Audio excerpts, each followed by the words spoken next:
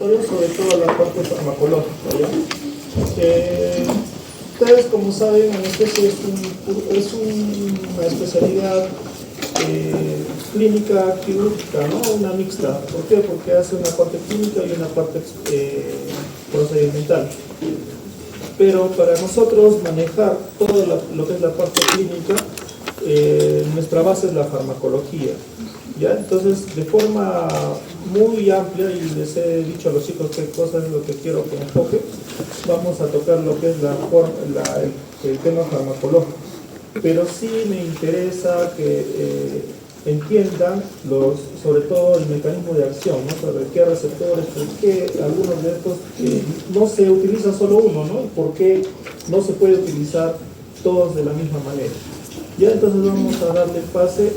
En este caso van a exponer solo dos, ¿ya? Y al igual que he especificado dentro de cómo deben ser las diapositivas o las exposiciones, a los 20 minutos yo voy a cortar la exposición, ¿ya?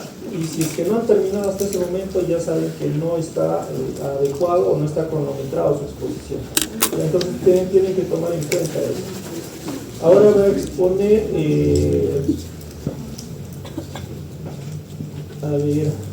va a exponer Arana y Sopalaya, ya, porque ustedes de verdad que ustedes ya me han dado cuenta.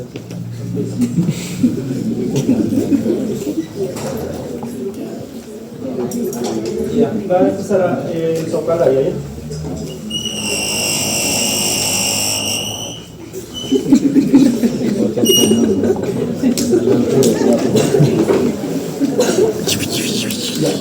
Así de ratito.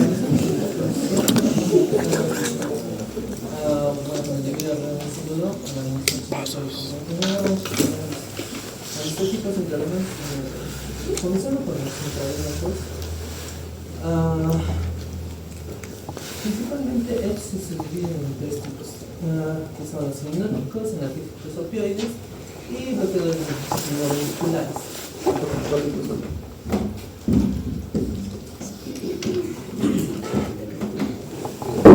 Ya, siguiendo con el ejercicio, principalmente en su mecanismo de acción estimulan los receptores dentro del sistema nervioso central. En los analgésicos opioides, principalmente B son los analgésicos como principalmente opioides como el fentanilo, que se administran para bloquear la nocicepción y controlar el dolor quirúrgico y atenuar la respuesta neuromuscular. Y por último, los bloqueadores musculares, que son fármacos que producen parálisis muscular esquelético e interfieren con la transmisión neuromuscular sin causar inconsciencia ni analgesia. Comenzando con los hipnóticos, están dos benzodiazepinas, que constituyen un grupo farmacológico que comparten sus efectos farmacológicos ansiolíticos, hipnóticos, anticonvulsivantes, relajantes y así como amnesia anterograda. Principalmente su mecanismo de acción se basa en el sitio de unión de receptores GABA-A y la subunidad alfa y gamma. Y la acción molecular principalmente es lo que madura a los péricos positivos, aumentando la frecuencia de canal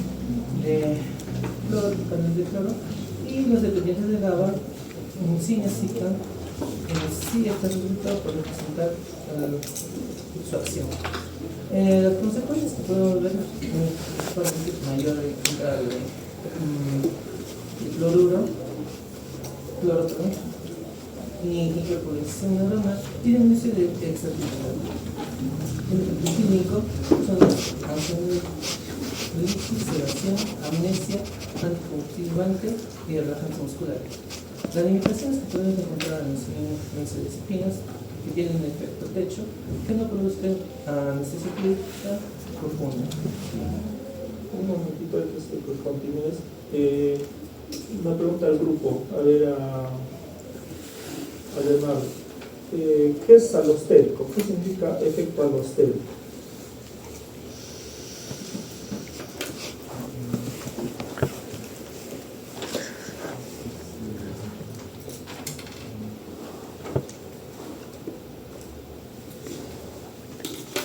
¿Alguien del grupo? Que es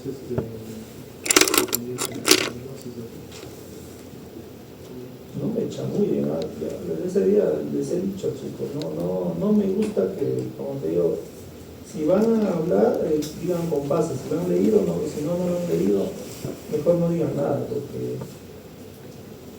y ustedes están en falta, porque ese día yo les había dejado para leer y no habían leído nada. Ya, cuando hablamos de alostérico, vamos a hablar, y acá les voy a quitar un minuto a los 20 minutos, ya,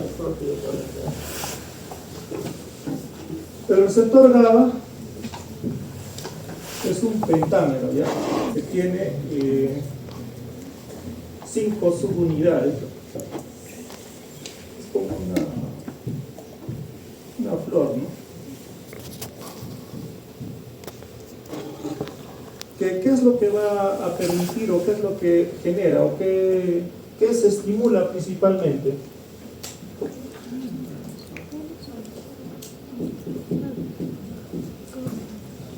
Se apertura un canal de qué? Un canal de cloro, ¿no? ¿Ya? Entonces el GABA actúa sobre este receptor como tal. Pero cuando hablamos de alostérico, quiere decir que no actúa sobre donde actúa el GABA, sino en lugares, en diferentes lugares, pero que no es donde actúa el propio receptor o el propio neurotransmisor como tal. ¿Ya? Entonces, no va a actuar aperturando como tal el cloro, sino estimulando de alguna manera. ¿Ya? O sea, potenciando, aumentando la duración de esta apertura, pero no va a hacer de forma directa sobre el canal de sodio. ¿Ya? O sea, a eso se llama alostérico. Ya, continúen por favor. Aquí tenemos acción larga, acción inmediata, acción corta y acción ultra corta. El primero tiene un efecto formato de horas, donde están los mecanismos acetados, predestactados, anesetados. La acción intermedia tiene una acción de 8 horas, como el clonazepam y el acetato. La acción corta de 4 a 6 horas, como es naracetam, clonazepam, oxazepam, y la acción ultra rápida, que tiene menos 5 horas, que están diazolam y midazolam. Los efectos adversos que podemos encontrar clínicamente en el sistema nervioso central deprimido, donde hay necesidad de coordinación motora, somnolencia, dificultad de concentración, amnesia, confusión, delirio, eufóricos y dependencia, abstinencia y conducta de refugiamiento. También puede haber la abstinencia, donde hay ansiedad, de rebote, insomnio, encefalía, irritabilidad y dolor muscular. Cardiovasculares, hipotensión, taquicardia y depresión respiratoria. A ver, yo de esos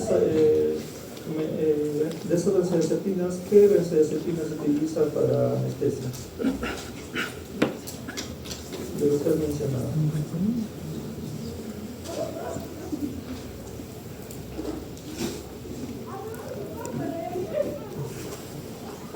¿Alguien del grupo?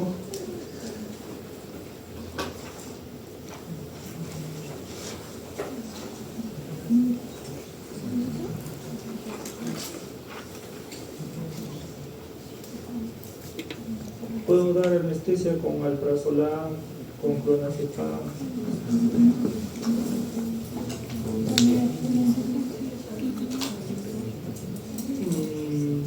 Con el diazepam, el paciente estaría con sueño todo el día, 24 horas.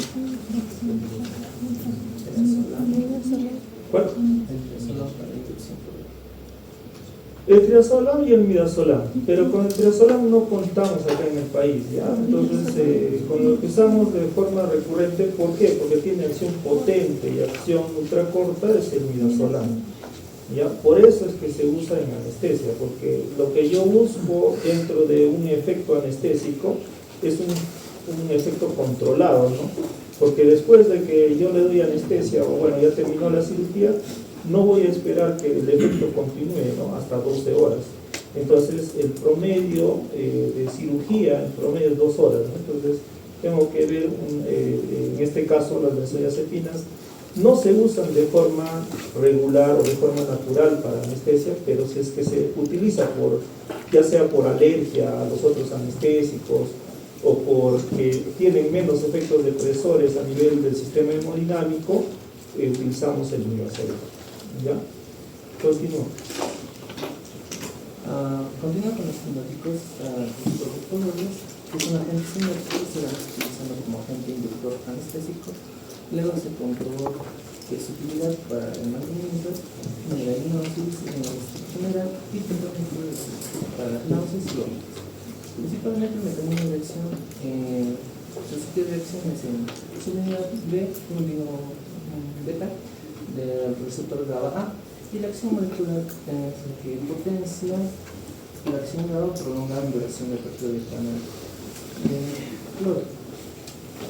La dependencia de GABA es menor, puede actuar incluso en bajas concentraciones de GABA, y en consecuencia que podemos tener estos fármacos que intentan sostener de canales de cloro con hiperpolarización más profunda, y el efecto clínico por el que buscamos es una cirrosis, aminoacidilación profunda, y las limitaciones que podemos encontrar son los efectos de depresión cardiovascular y respiratoria.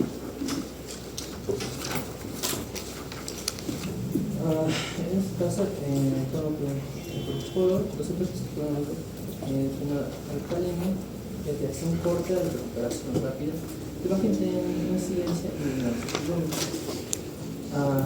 el agente de elección para la cirugía ambulatoria y las intervenciones generales tiene efectos broncodilatadores, principalmente asmáticos.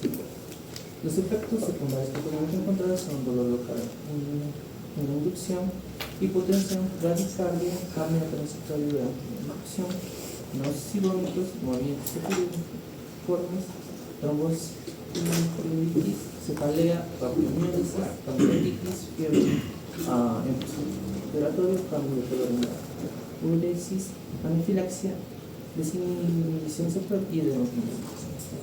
Los sinópticos, principalmente, yendo con el mecanismo de acción, los sustituciones son las beta-2 y beta-3, los receptores GABA A, y la acción molecular aumenta la probabilidad de apertura de los canales de cloro.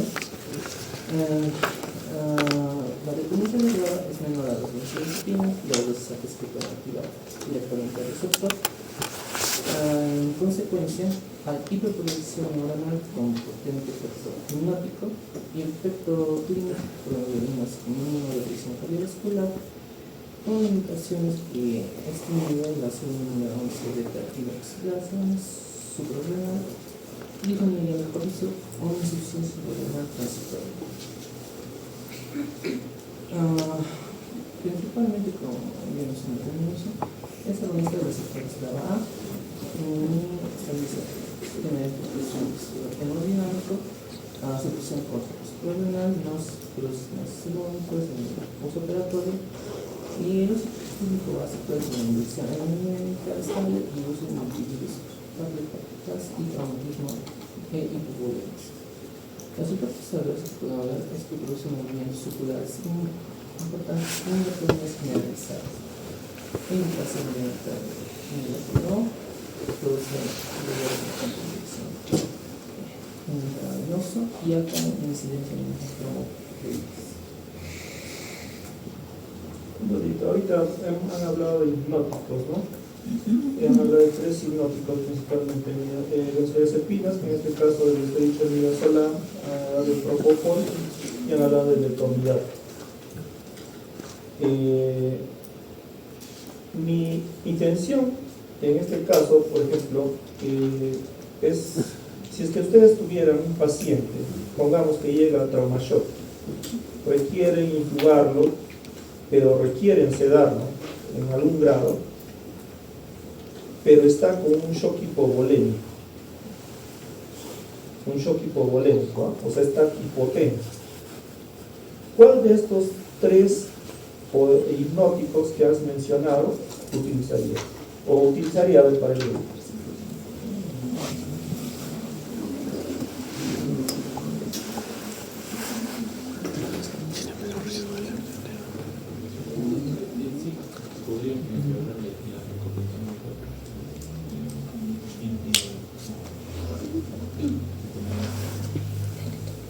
¿Cuál?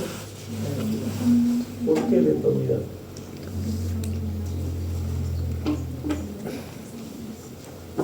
El leptomidato, ¿no? Es el de todos los hipnóticos, es el que tiene menos efectos depresor del sistema hemodinámico o cardiovascular. Entonces es un fármaco más seguro para utilizar en esta situación. Pero en caso no tengamos leptomidato, bueno, por eso no les he hecho agregándole, pero también se puede usar la ketamina. Ya, la ketamina también es considerada un hipnótico anestésico, pero tiene otro mecanismo de acción. Ahora, lo que yo quiero acá recalcar es que todos actúan sobre el receptor GABA, pero, como les he dicho, actúa sobre distintos puntos de ese pentámero. En el alfa, puede ser en el beta, en la transición de alfa-gamma, ¿ya? Y cada uno va a potenciar cierto efecto, como en este caso, por ejemplo, las benzodiazepinas actúan sobre el alfa y tienen un efecto más ansiolítico. Quitan, o sea, ¿cómo les puedo decir? Mejoran el tema de ansiedad y podrían mejorar el estado prequirúrgico. En el caso, por ejemplo, del propofol, actúa en la transición alfa-gamma y tiene un efecto potente hipnótico. Pero, como les vuelvo a repetir, estos puntos a veces nunca se van a acordar, ¿no? O no se lo van a memorizar muy fácil, pero lo que quiero que entiendan es que no actúa, o sea, no imita el GABA, sino que actúa sobre puntos. El GABA es muy complejo, es bastante complejo de entender. Entonces lo que hace es estimular la apertura solamente del canal, aumentar la duración o potenciar ese efecto sobre el canal iónico del cloro, que es el GABA-A.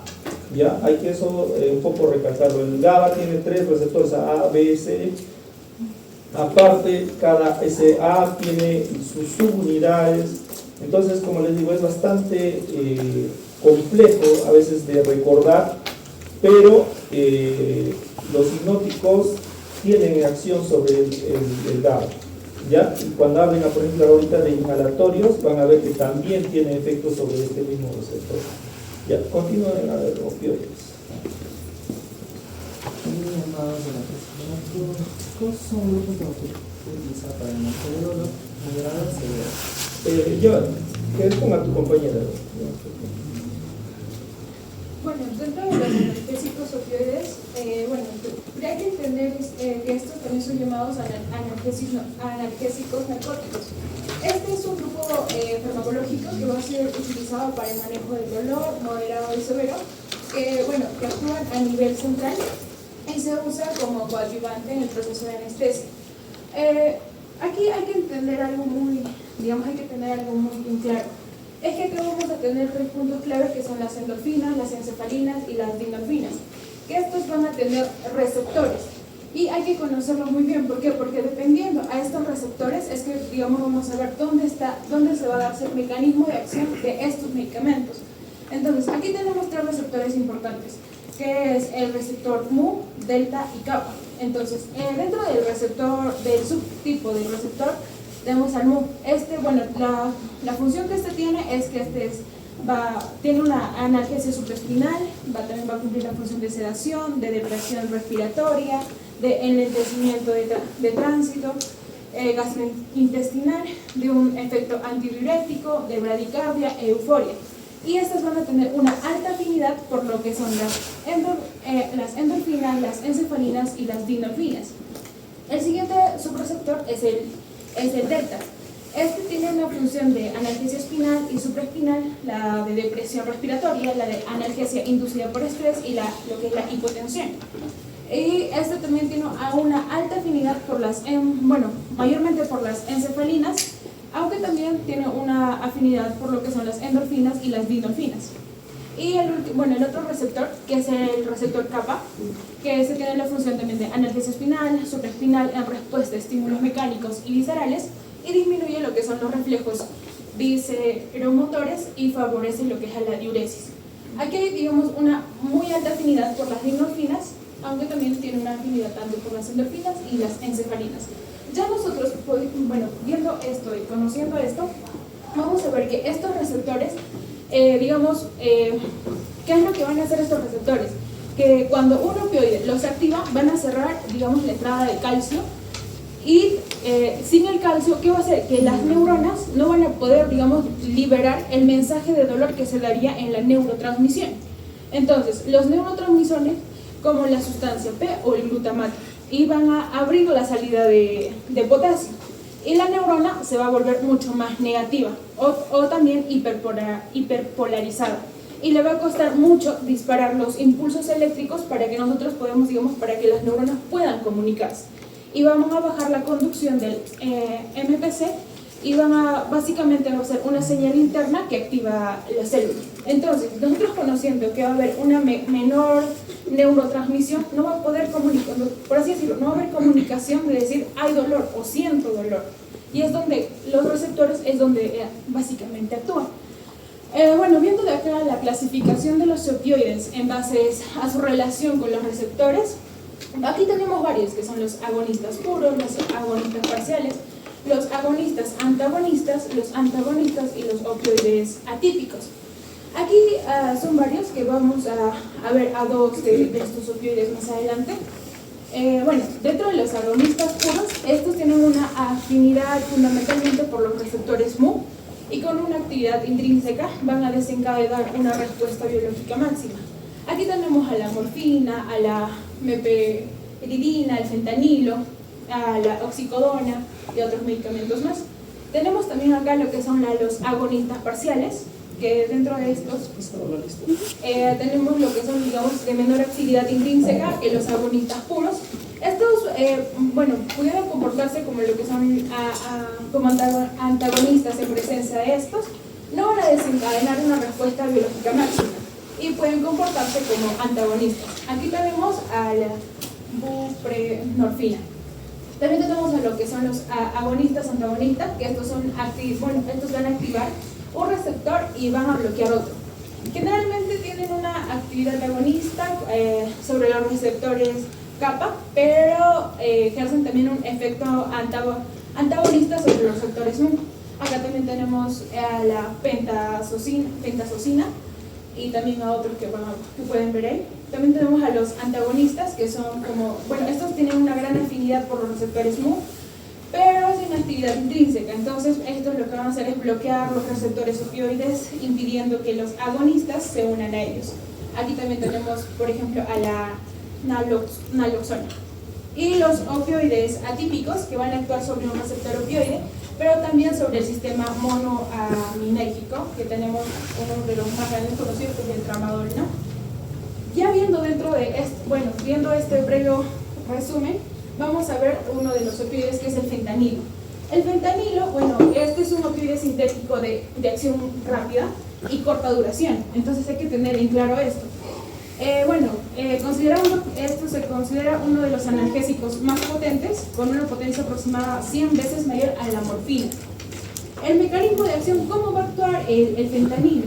Este básicamente se va a unir al receptor mu en el sistema nervioso central y en el sistema nervioso periférico.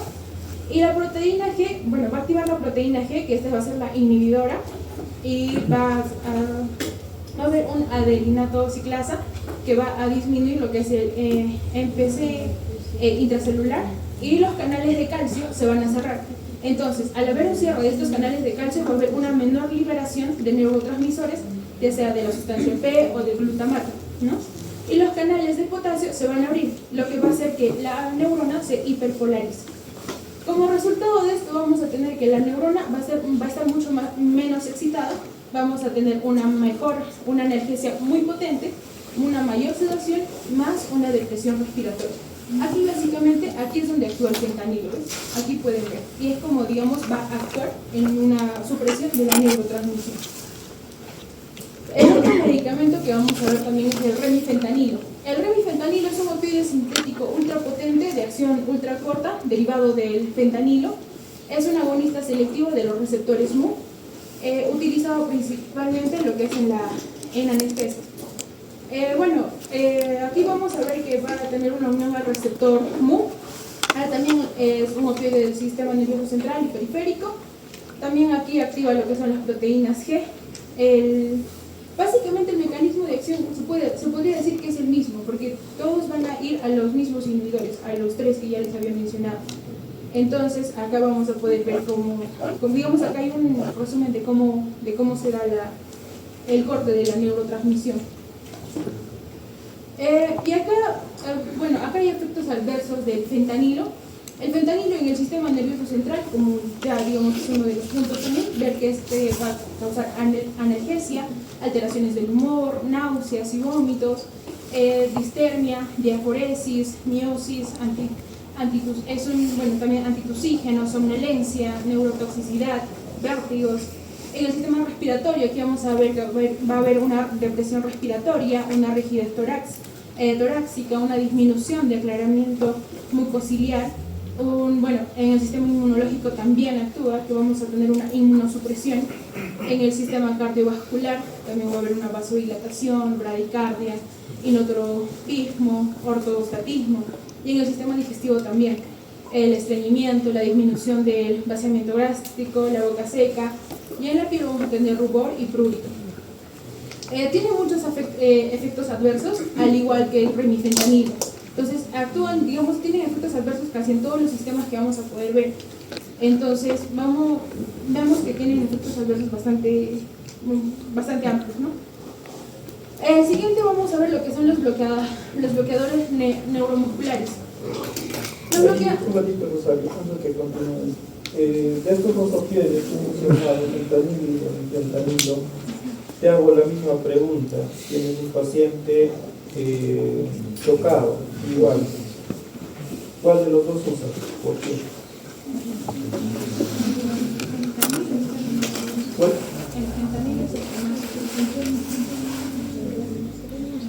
¿Por qué?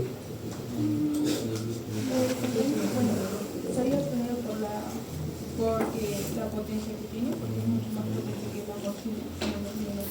No, pero has hablado de fentanilo y de fentanilo, ¿no? Estoy diciendo de morfina y fentanilo. ¿Cuál?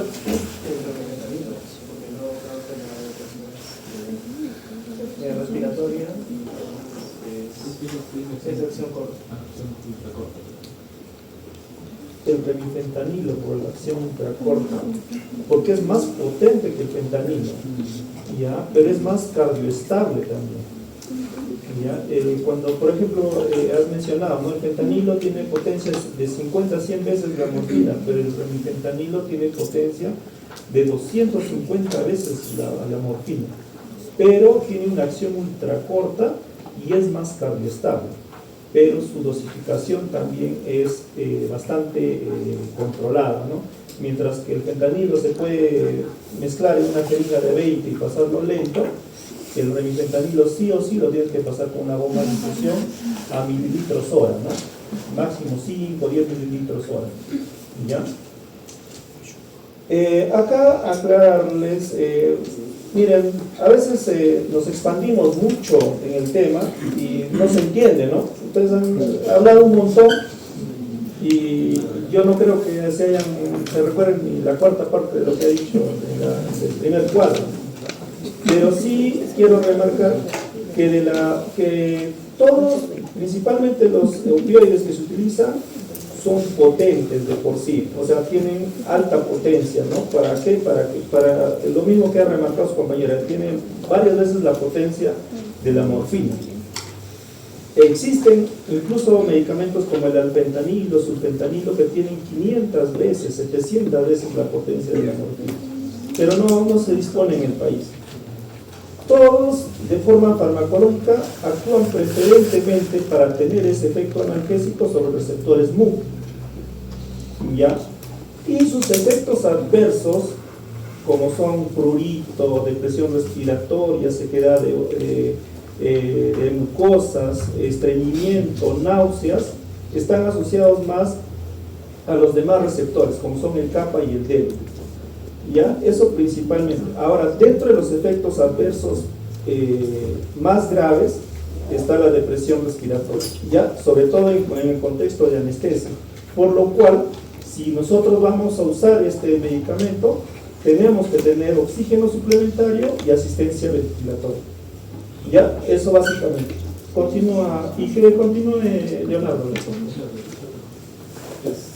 Vamos a hablar de lo que son bloqueadores moleculares. Primero vamos a tener en cuenta que estos van a ser sustancias que inicialmente eran naturales y hoy son sintéticas, que van a ser capaces de producir una parálisis muscular, que van a actuar dentro de una unión neuromuscular, donde se va a bloquear esta transmisión de impulso nervioso, por lo tanto se va a producir lo que es la contracción muscular.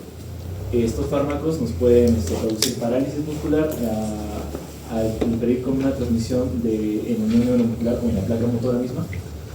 Estos no van a producir una analgesia ni una incontingencia, y siempre se van a hacer junto con hipnóticos y con analgésicos.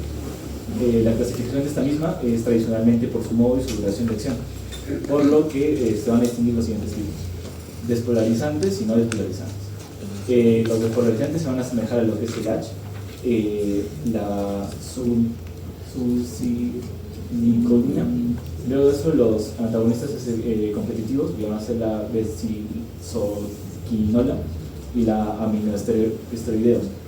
Luego, según su duración, que vamos a ver duración corta, duración intermedia y duración larga.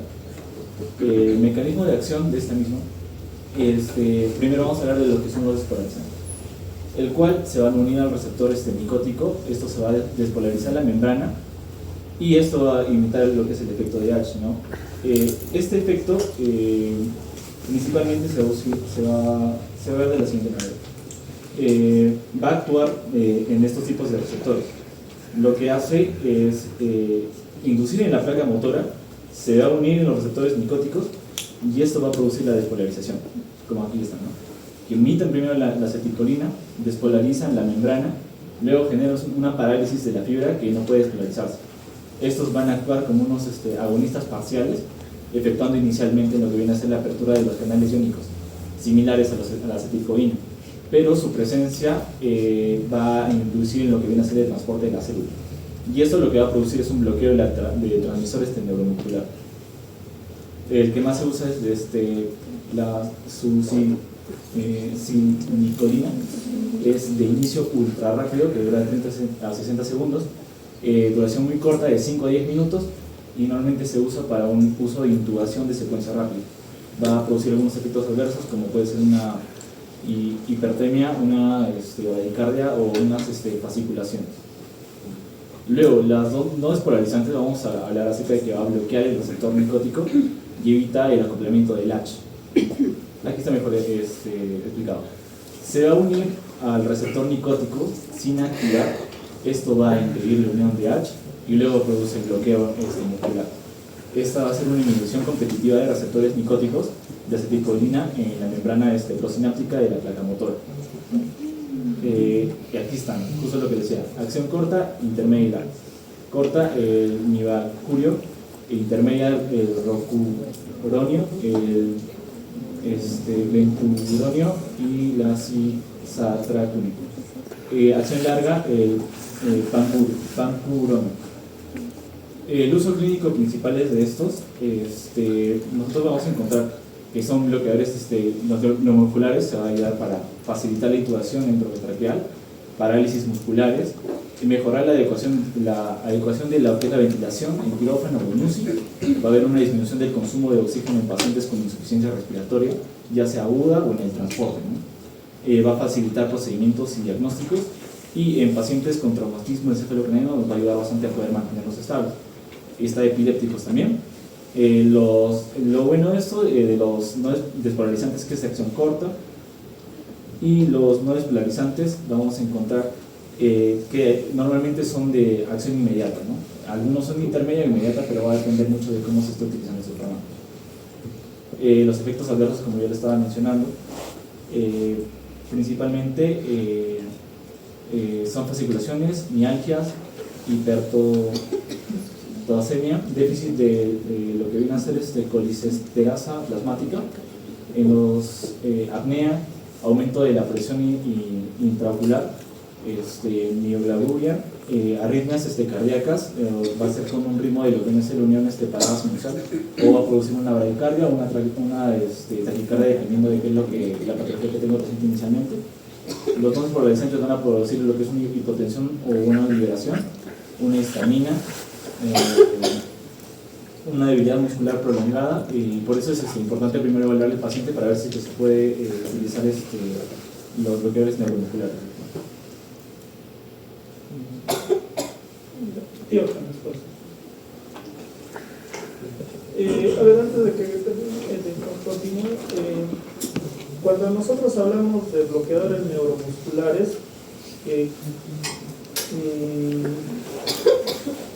a ver, mejor al final les explico, chicos. Mejor al final. Continúa ayer. Bueno, con respecto a la farmacología de los anestéticos inhalatorios, estos más que nada son fármacos volátiles o gaseosos que tienen a producir cierto grado de hipnosis, amnesia, más que nada cuando estos tienen una mayor afinidad hacia el GABA y la glicina, los cuales aperturan los canales de potasio, ya sea pues, del subgrupo de la TRK1 o del TASK, los cuales tienden a aumentar el cloro, ocasionando así la hiperpolarización de la membrana y pues un reposo neuronal, dando así pues en el paciente la hipnosis amnésica.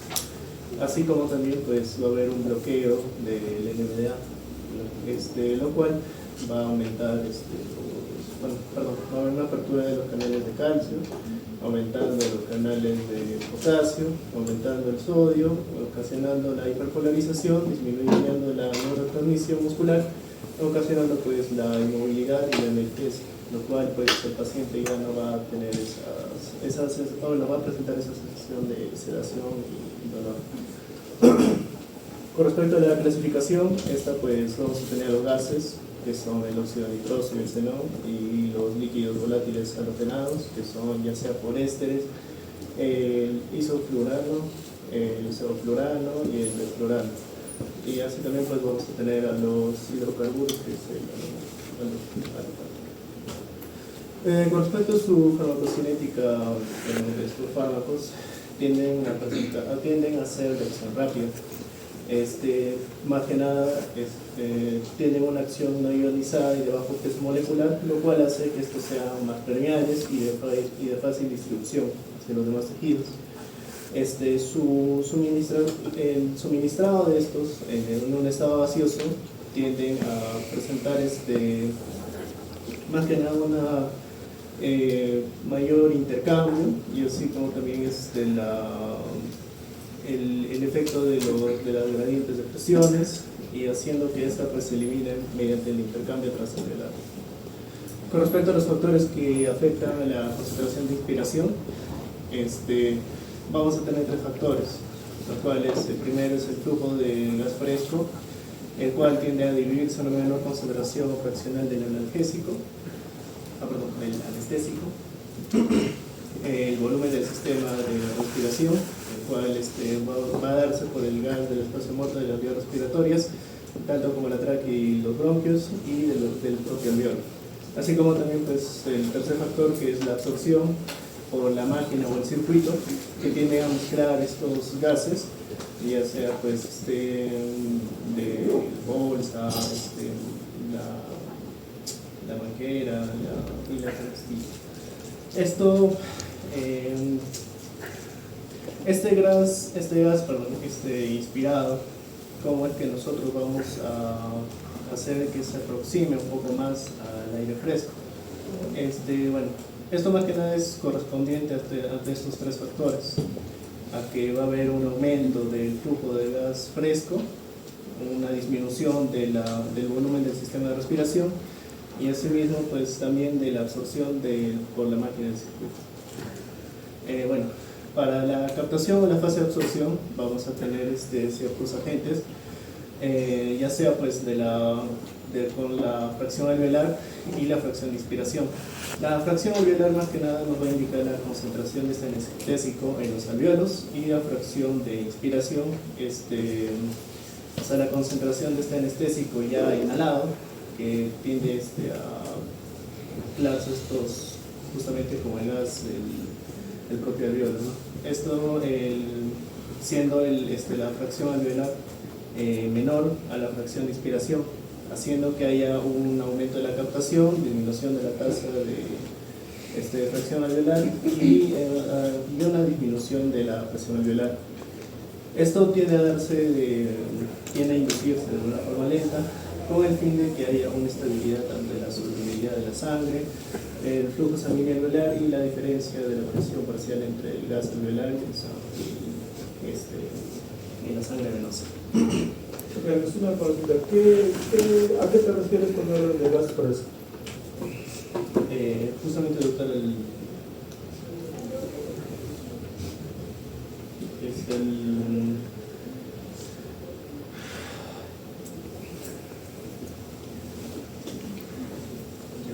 como el gas que nosotros respiramos, gas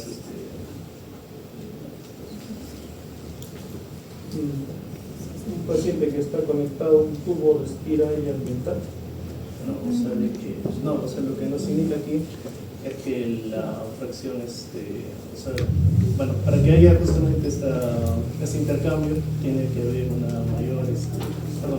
una menor fracción de absorción a diferencia de la fracción alveolar.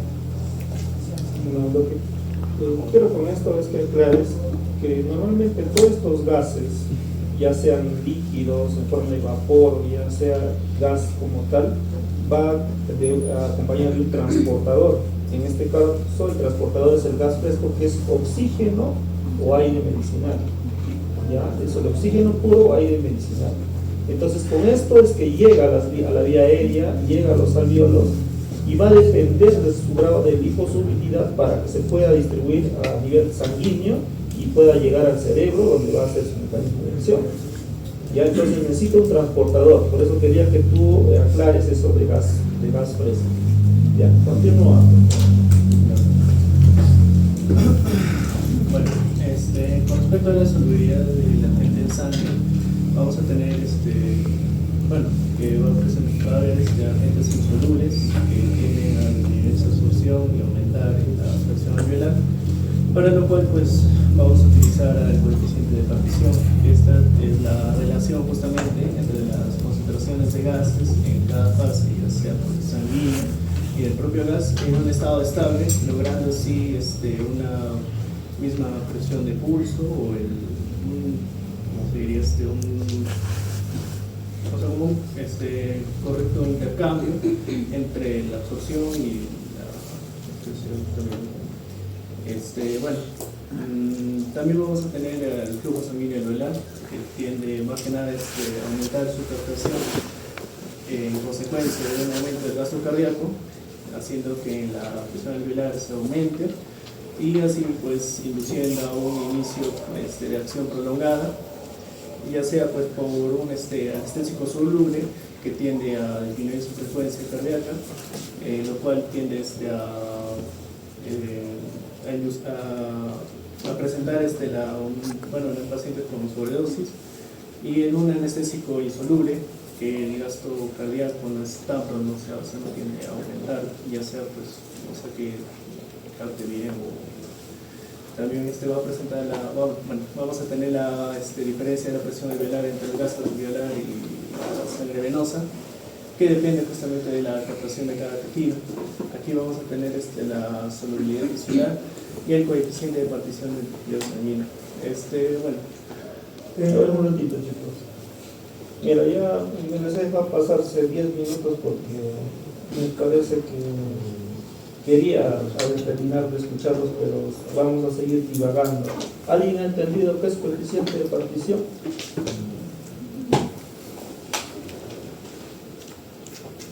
Eso es lo que yo no quiero, chicos. O sea, yo por eso les he puesto dentro de la especificación que por favor traten de ser específicos, claro, o sea, no divagar demasiado, porque de nada les va a servir memorizarse todo lo que está diciendo ahorita, porque mañana pasado ya no te vas a acordar de nada. Ahorita incluso hablas así ya bueno, pero estás viendo la diapositiva, te estás guiando, pero te apuesto que pasado mañana ya no te acuerdas. Y peor tus compañeros a los cuales estás explicando, que no sé si repasarán o no, pero no se van a acordar. Y al final también en el futuro no les va a servir de mucho, ¿no? Entonces, lo que yo, para las próximas exposiciones, y bueno, ahorita yo les voy a dar la oportunidad que pongan la próxima semana, o bueno, no sé, un día, aunque sea por vía virtual, para que puedan nuevamente corregirse, pero quiero que lo tomen en cuenta, chicos, para las próximas exposiciones, por favor.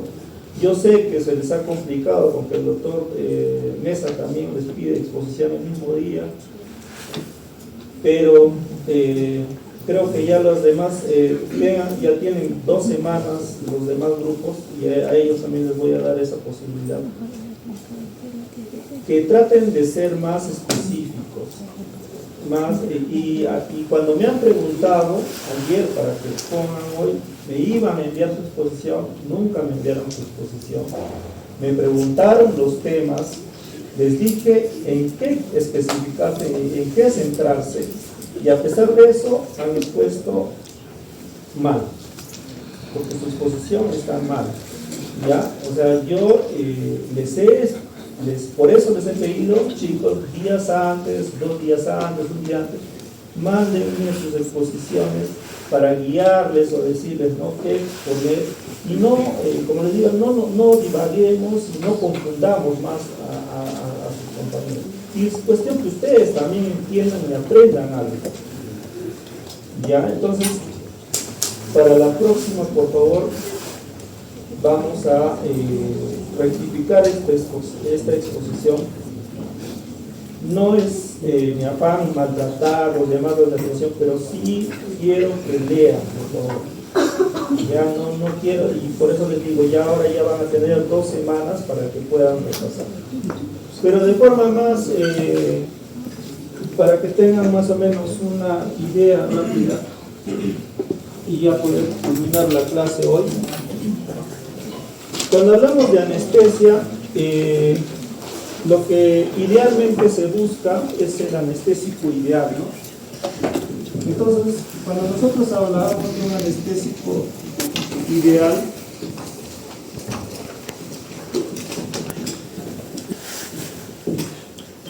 vamos a buscar que en un solo fármaco tenga unos buenos efectos. Uno, que sea buen hipnótico,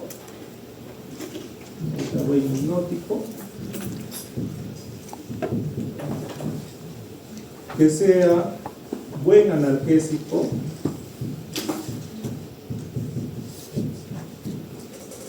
tres, que sea un buen relajante muscular,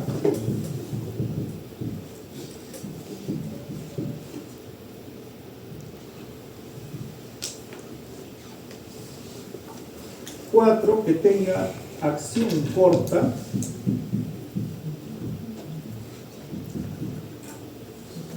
y otro que se elimine rápido y que no tenga efectos adversos.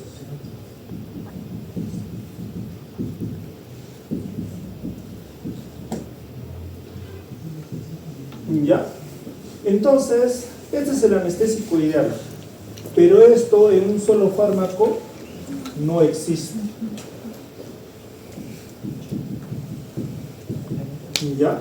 Entonces, ¿qué es lo que se hace en la actualidad? Se trata de combinar varios fármacos para dar este estado anestésico, ¿no? El estado anestésico, como les he dicho en la clase pasada, es un estado en el cual el paciente va a estar en un momento controlado, pero que no va a reaccionar a una agresión quirúrgica, ¿no? Entonces, vamos a mezclar varios medicamentos, como han mencionado sus compañeros. El primero, los hipnóticos. Pero dentro de los hipnóticos, el más usado es el propofol. Pero hemos visto que en algunos casos, algunas situaciones, por ejemplo, como les dije, en pacientes con shock, existe la opción del letrozolato, ¿no? O también la ketamina.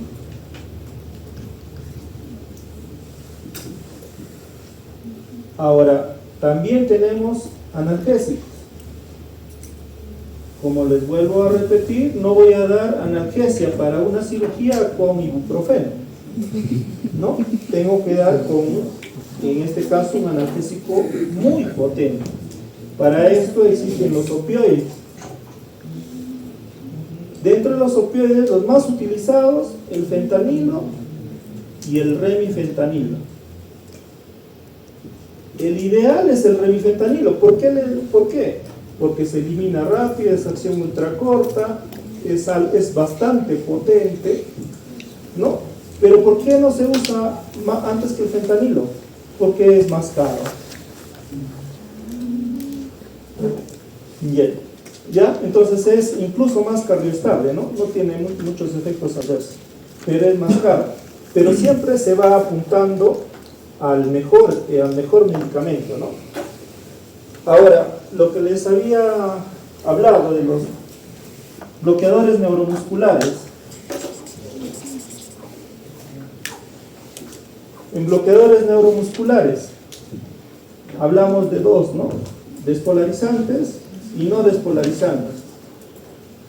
Pero acá lo que yo quería que recuerde era que cómo funciona el músculo esquelético, cómo se activa una contracción muscular a través de un neurotransmisor, ¿no? ¿Qué neurotransmisor? Acetilcolina, ¿no?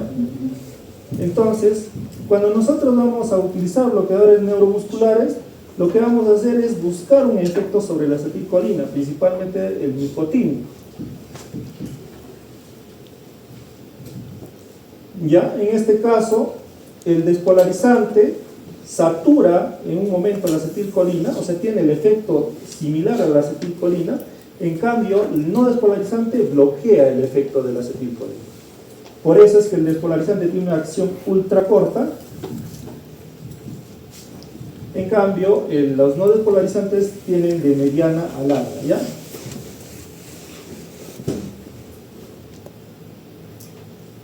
Ahora, esta situación hace que esta ultra corta también tenga ciertos usos. Por ejemplo, si yo tengo un paciente que pongamos, viene con una obstrucción intestinal, ¿no? Una obstrucción intestinal, y va a ser operado de una resección intestinal y necesito intubarlo. ¿Con cuál de estos dos, con un despolarizante o no despolarizante, lo relajaría para intubarlo? No despolarizante. A ver, ¿por qué no despolarizante? Por el tiempo operatorio del bloqueo completo. No. Sería, o sea, lo que yo buscaría es que la relajación sea lo más rápido posible. ¿Para qué? Perdón, acá me estoy olvidando dos cosas. Es que es ultra rápida y es ultra corta. En cambio de acá su acción es también mediana y acción prolongada, ¿no? Entonces lo que yo busco es un efecto rápido. ¿Por qué? Porque si yo lo relajo mucho tiempo, voy a hacer que todo el contenido gástrico ascienda, ¿ya? Entonces lo que voy a usar es una despolarizante por esta acción rápida sobre todo. ¿Ya? ¿Para qué? Para evitar que haya una regurgitación del contenido gástrico. ¿Ya? Entonces, por eso es que en alguna, pero como dices, ¿no? El tiempo operatorio. Una vez que termine este efecto que dura aproximadamente 2 minutos, complemento con este medicamento. ¿Ya? O sea, complemento la relajación muscular, pero para la intubación utilizo el despolarizante. ¿Ya? ¿Hasta ahí alguna pregunta, duda? Ya.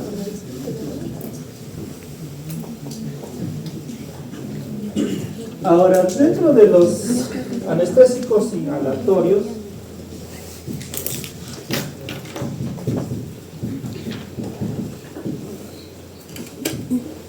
vamos a tener varios anestésicos, ¿ya? Pero en la actualidad solamente se utilizan dos: óxido nitroso, que es el gas de la risa, ¿no? Y el sevoflurano. Está en pruebas, en estudios el Seno, pero todavía no se ha aplicado de forma amplia, porque también es bastante caro. En este caso, este es un gas,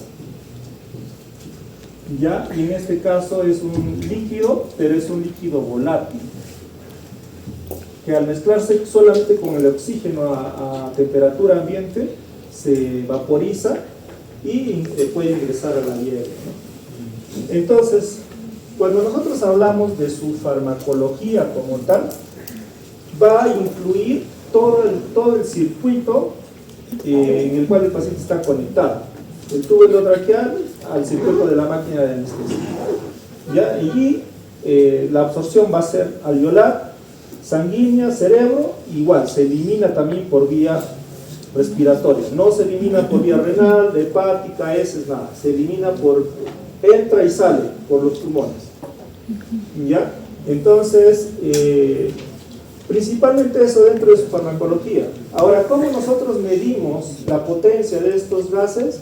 Con un valor que se llama CAM, que es la concentración alveolar mínima, ¿no? Que prácticamente nos indica cuánto gas ha sido absorbido a nivel arterioalveolar y que está a nivel cerebral, ¿no? Esta CAM, normalmente para que sea un contexto anestésico, se dice que que está medido, o sea, ya está probado en laboratorio, que el 50% de pacientes a un CAM específico no reacciona a un estímulo quirúrgico. ¿Ya? Entonces, el CAM quirúrgico que se usa es CAM 50, recuerden, es pregunta de examen, así que ustedes no me digan que por qué no lo saben. ¿Ya? Entonces, esto básicamente, chicos, luego ya, como les digo, ustedes también especifiquenlo un poco mejor, sus exposiciones, por favor, chicos, para la próxima semana, más específicos, y no quiero renegar tampoco, ¿ya? Debería venir con una guardia pesada, así que...